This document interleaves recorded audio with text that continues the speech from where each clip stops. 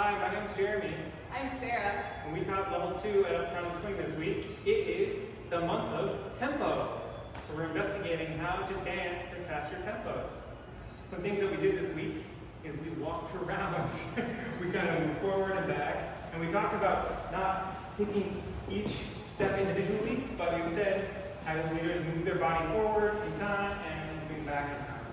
We also stopped and stayed in place for a little bit, changed directions. What else did we do? Followers were maintaining the steps, just maybe slightly behind and like listening to the lead to make sure that we're staying with them rather than stepping before them. Yep, we moved the followers in front as well. And we talked about moving in front of each other and moving back together. We talked about that type of movement. And we were really investigating weight transfers.